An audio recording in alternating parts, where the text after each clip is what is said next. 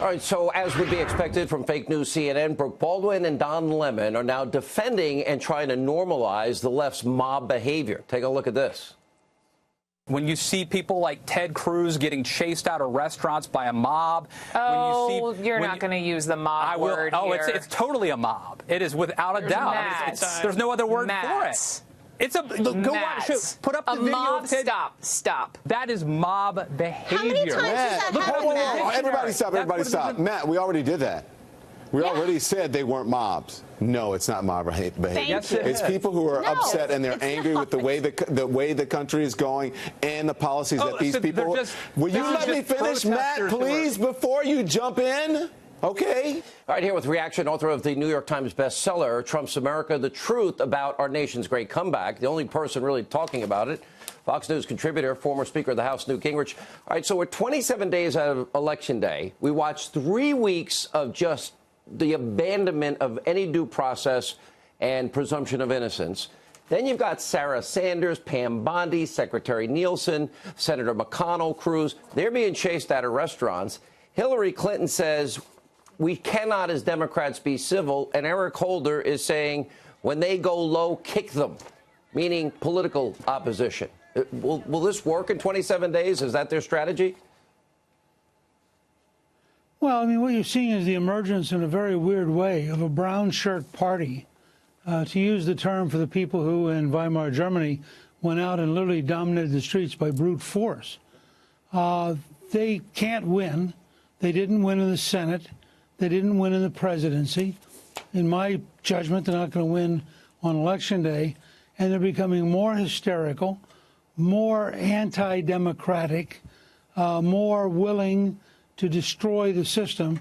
Abraham Lincoln warned that there are people who oppose us so much that it is either their way or they destroy it. And I think that we're faced with that kind of opposition. So, I mean, let's have an open public debate. If you think that people like Eric Holder, Hillary Clinton, should be allowed to impose their will by brute violence, then you ought to vote Democrat. If you think that's profoundly wrong, then you ought to vote Republican. We now have Rasmussen today. Republicans now lead Democrats by a pretty healthy margin in terms of enthusiasm. And what was just maybe 2 months ago a huge gap in terms of generic ballot, it's now dead even, according to Rasmussen. So there's been a dramatic shift here. So going forward the next 27 days, you're a great strategist, a great historian. What do Republican candidates, Senate and House, need to say and do to win?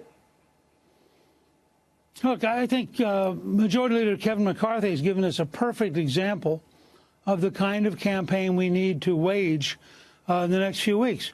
McCarthy has introduced a bill which basically says if you want to stop fentanyl from killing your children, if you want to stop car fentanyl, which is even worse, from killing your children, if you want to stop MS-13 from terrorizing your neighborhood, if you want to stop human trafficking, we have to control the southern border. Now, the other side says, the Democrats say, no, we need open borders, sanctuary cities, abolish ICE. Well, let's have a referendum. Everybody who thinks we don't have enough crime in America, we don't have enough drugs in America, we don't have enough violence in America, vote Democrat.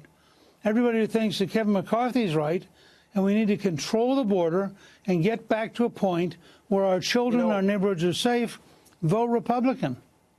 Are we better off as a country in terms of our security than we were 2 years ago? Is the economy, by every measure, better off? I think we know the answer. It's interesting. You were on my radio show today, and I mentioned in California, where Gavin Newsom, you would think, is up by 20 points, it's now almost within the margin of error. John Cox, a businessman, is running against him. This is now a sanctuary state, and he's offering health care to everybody. Everyone. That means legal, illegal, the highly taxed, the high level of taxation out in California. It puts an open, basically anybody gets sick in America, go out to California, they'll take care of you.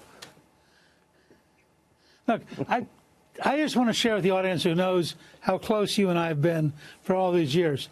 You blew me away on the radio show today. I mean, I was standing there going, oh, my God, this is a whole new way of thinking about it. Because you're right.